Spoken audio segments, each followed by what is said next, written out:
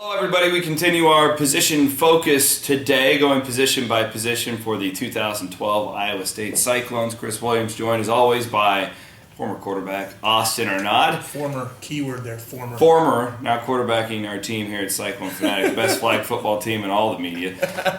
We're talking defensive line today, Austin, and this is going to be one I think a lot of people watch with interest. It's the hardest position to recruit in all of college football. It is a position that has plagued Iowa State football over the test of time. It's been there's been some good lines. I think back to 2005 with Berryman and Leaders and Curvey, and I mean that was a nasty defensive line. Moorhead, yeah, I can't forget Sean. In this year, I think people focus so much, and I don't blame them.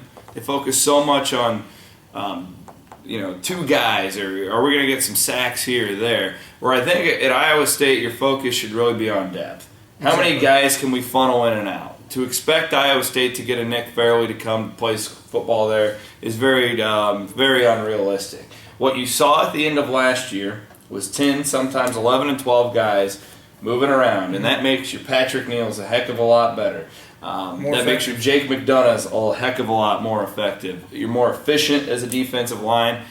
And when I look up and down, you did lose some guys at that end position, but I do see a number of guys here who can play.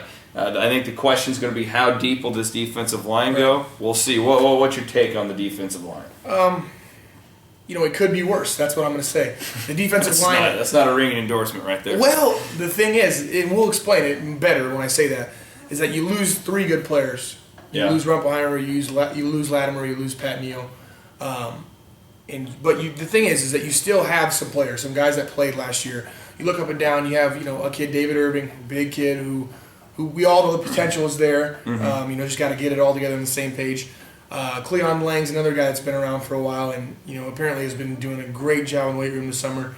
McDonough, great player. Roosevelt, Majit, Willie Scott. Those are the guys that you kind of lay heavily on as returners. And as far as Irving goes, a guy that should be getting a lot of playing time. He should be. I'm not as sold on David Irving as a lot of people in the Cyclone Nation. Nor am I. Not about his potential. I think that's there. He's just, he's a kid who didn't play a lot of football before coming to Iowa State. He's 18 years old. I think playing last year will be integral in what he'll be able to do this year. That was a very strategic move by Paul Rhodes to get him caught up with the speed of the game. But as far as he's going to be our number one DN this fall, I'm not 100% sold on that just quite yet. And then what's also scary about that is you talk Rosie Majit, a guy 2 years ago who I thought was going to be really good, coming off that knee injury though. Tough. You just don't know. And from everything I've heard, everything you've heard, everything Paul Rhodes has said, the rehab went very well. Yeah. Fully expect him to be a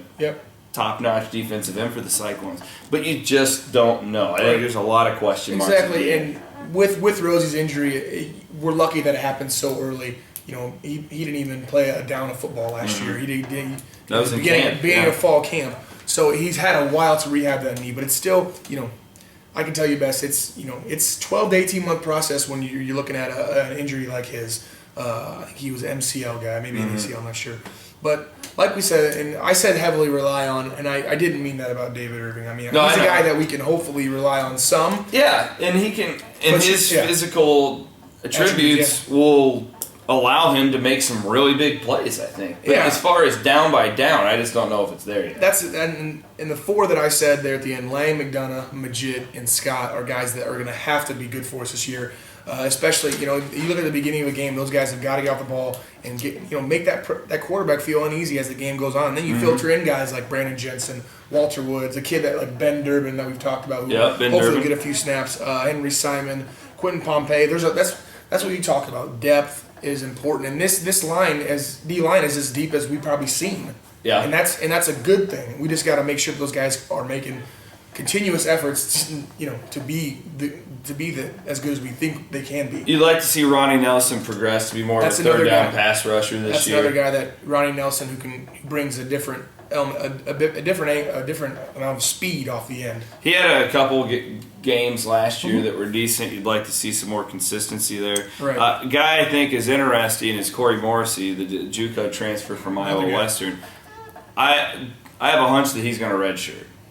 I think you're probably pretty right on there. I just think there's too many guys in the fold there. I actually love the move to redshirt him, and then he's a 3-year starter for you. I think he could play this year. Yeah. Don't get me wrong, but I'm looking long term right here. I just see a bunch of guys who are eligible this year at the defensive end spot. I just don't know if Morrissey's going to be able to be that far ahead of them to play him right away. What do you think? Yeah, I couldn't agree more. I think that you put a shirt on, let him sit this year, let him realize the grind of the Big 12 college football. He's at 242. He redshirts a year. Where is he at, you think? Close to 260, I bet. 260, 6'4". Yeah, great size kid. And then, for us sitting here, I'm kind of salivating thinking of the fact of Colin Bevins being around, Mitchell Myers, a kid that we just got from the Woodlands, Texas, and Corey Morrissey being together, because you have a lot of young talent there, hopefully. And if you look at it too, your Walter Woods and your Brandon Jensen will be a year older next year too. So things are headed in the right destination for this defensive line. I think that's the case too. I actually, to a lesser degree, I think you can compare what you're seeing from a recruiting standpoint in the secondary to the defensive line. I just see the younger guys that Iowa State's getting right now. They're not at 220 pounds, and we're thinking, oh, we got to build these guys up over the next 3 years. They're already at 255 pounds, and the growing pains are going to be a lot less noticeable, I think, over the next few years. So we'll see. And that's the reason why I said in the beginning it could be worse, because I've seen it worse as it can be, where we can only play 5 or 6 guys. Your junior year? Yes. And we had 5 or 6 guys rotate that could play, and 4 that would just gas, and we were getting no pass rush. So now you have guys who certainly aren't the best players in the world, but at least they are guys that can play downs, that can get minutes,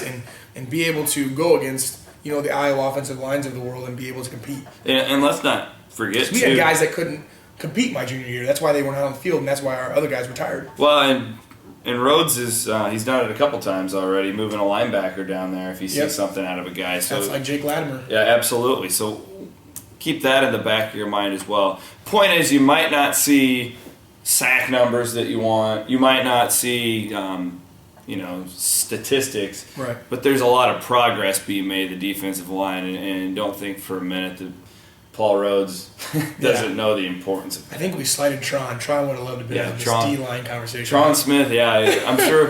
Don't worry. Tron, I'm sure when you see this, man, don't kill us. Once we get in season, I guarantee you Tron will be talking D-line. Thank you very much for watching this. He's Austen Arnaud. I'm Chris Williams. We'll be back next week with another position focus here at CycloneFanatic.com.